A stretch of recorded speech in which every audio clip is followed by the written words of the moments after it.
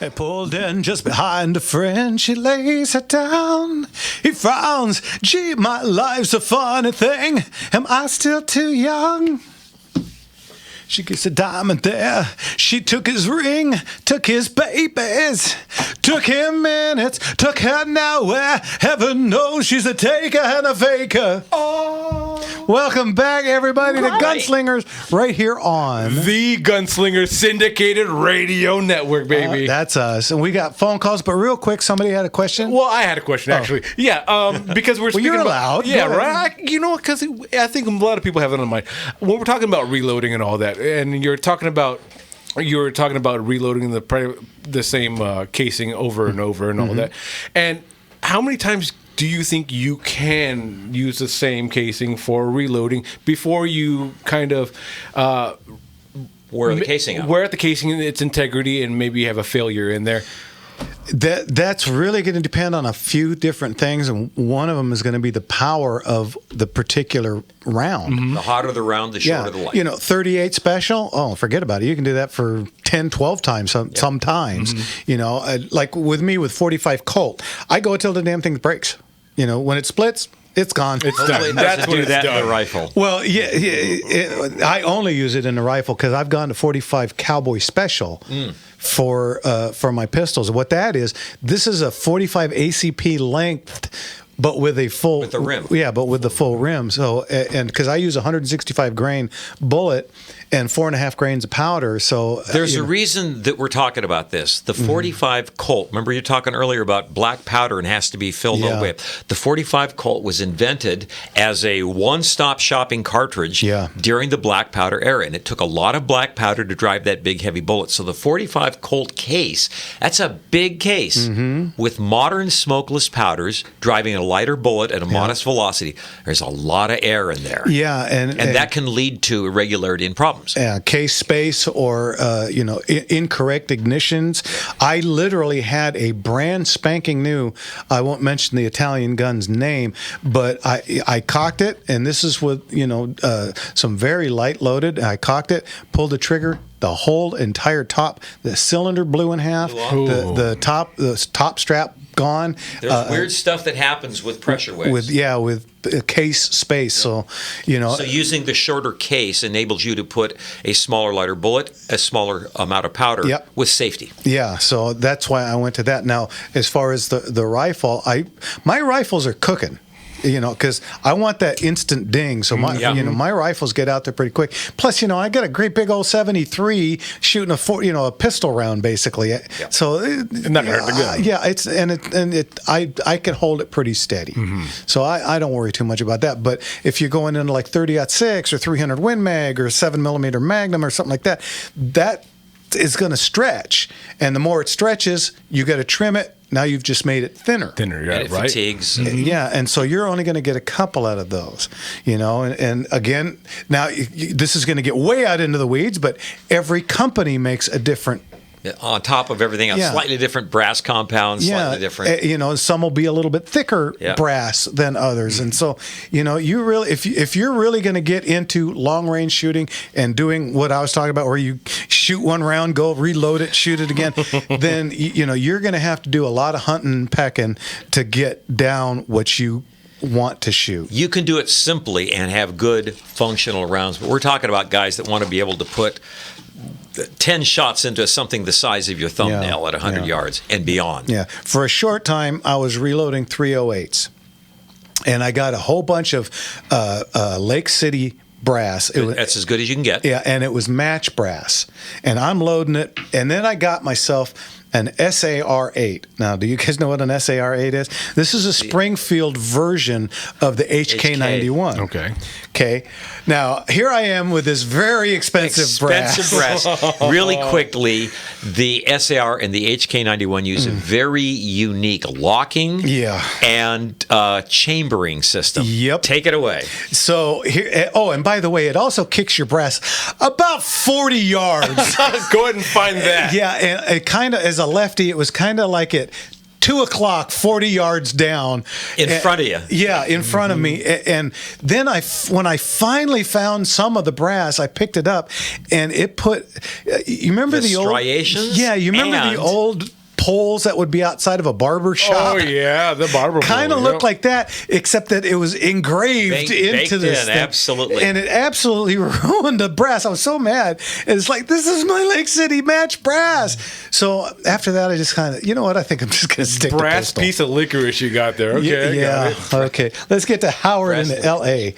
Howard, what can we do for you, sir? Evening, Howard. About a week or two ago, I talked to you about me buying a bunch of Ruger 45 magazines for their R1911. Mm-hmm. Yes.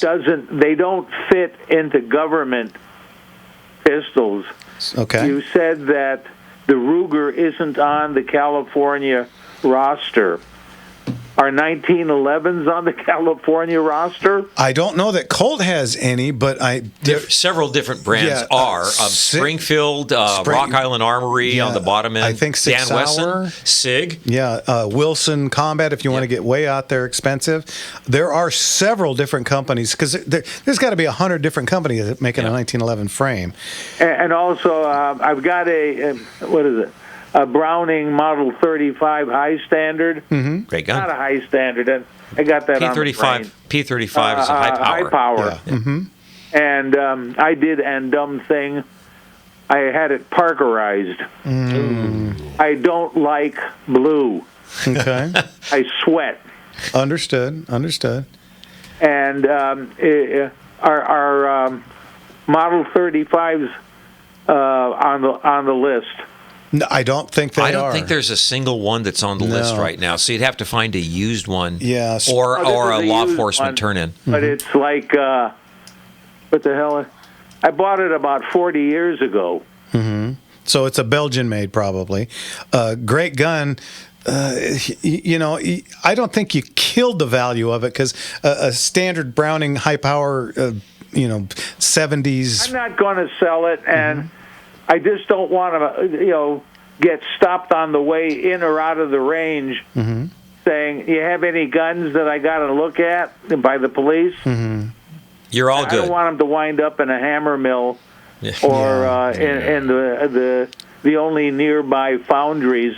Because I've seen guns coming in to the Alhambra foundry from the police department, and damn near cried when I saw some M1s so bundled up. I know these buyback program things just irk me to death. This was like confiscated or yeah. If you own it legally, I talked to you once about your HK brass destroyer. Yep.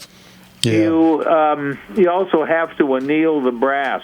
Mm-hmm. It's not that hard. It's just really time consuming. Yeah. You knock the primer out. You stick it in a pan with about an inch of water in it, like a pie pan. Mm-hmm. And then you take a butane torch. It can have the soldering tip or the 3-burner tip. And just once it changes color, you're done. Knock it over. Okay, there you go. If you stay there too long, you'll melt the brass. Well, that sounds like a good time. Yeah. All right, Howard, as always, thanks for the call, and we'll talk to you later. God bless you, Howard. Take care. So, the 1911 for your magazines. On the 1911, the Colt 1911s, yes, there are none that are California compliant. And that handgun roster needs to go away. Well, go on. Oh, that's what I was going to jump on. Is that, again, for people that don't know, California has a handgun roster that you want to go through your spiels real fast? Any handgun to be sold in the state of California, manufacturer must submit 3 guns of each color, type, and barrel length for testing, pay an extortion fee to the Department of Justice, then it goes on a list, and if it's on the list, we can buy it and sell it. Otherwise, you can't bring it into California. So just imagine that, folks, that California has already cut down on the firearms you can own in rifles, pistols, but there's an actual list that you have to get on to pay and to be sold here in California. So we can't get the newest, even if the compliance is for safety, the newer up-to-date models of some of these pistols are technically safer and easier to work.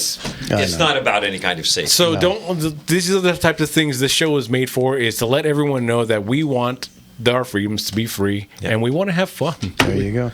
Let's jump out to Dan in Fullerton. Dan, what can we do for you? Gentlemen, love your show. Thank Been you. listening for about a year, and it's a Sunday night ritual here now. Appreciate it. Thanks. I recently was bequeathed by a very close friend of mine's widow it's a model. It's a Ted Williams Model 21 20 gauge, the one made by High Standard. Mm-hmm. Are you familiar with that? Fairly. They only made a few. Is it a pump or a bolt action? Pump. Okay. The pump. Mm-hmm. It does not have the 870 style knurled threaded knob at the end of the magazine that lets you take the magazine off in seconds. It's fitted. Yeah. It looks like it has a Allen screw that must have something to do with removing the barrel.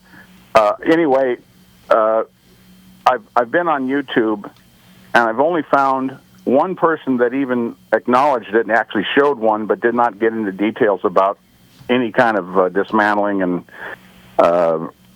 cleaning and reassembly. So I'm afraid to start taking this thing. I'm not the most mechanical guy in the world, and I'm afraid to tear this thing apart and end up with a bucket full of pieces, you know. Understood. Well, you can do one of two things. You can either take it to a competent gunsmith, have them clean it, or something I always recommend, gunparts.com. It's numeric arms. You can, for probably 10,000 different firearms, you can go to there and they'll have an exploded view. And you can use that as your guide. Yeah. Give me the name again. It's numeric arm. It's NUMRICH arms.com. Oh, okay. All right. By the way, this is a beautiful gun. Yeah. I mean, it I've racked it and I put some what do you call those fake rounds through it? Dummy rounds. Sure. And it racks beautifully. I want to go shoot. I shoot trap, and I'd like to take it out and shoot some trap with it just for fun. Heck yes. But it seems to work perfectly fine, as far as I can tell. We put a light in the barrel and look down the barrel, and it looks clean as a whistle. And so I'm thinking the guy maintained it very well. I didn't even know he had guns. I've known this guy for 40 years. That's not an uncommon tale. Best guess me. Yeah. And then his wife calls me and says, I've got this shotgun that Bill wanted you to have. Oh, that's good. Well, and that's I nice said, of you. great. And I had no idea. She didn't know what it was. She didn't know she didn't know anything about guns. And I went over there, and here was this beautiful gun. In the original case, it's a bag-style case.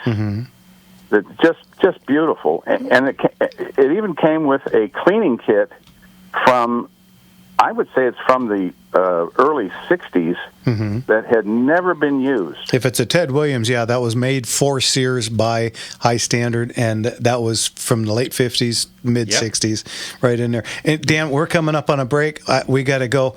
Thanks for the call, and if you got any problems, give me a call at the shop, and I'll try and find you either a gunsmith or just bring it in, and I'll try and figure it out for you. Okay? I'll be listening next Sunday, man. Fantastic. Appreciate it. Thanks, Dan. We'll talk to you later. All right, guys, this is our last break for the night. Woo! You're listening to Gunslingers right here on the Gunslinger Syndicated Radio Network. And I don't know what song this is, but we'll be right back.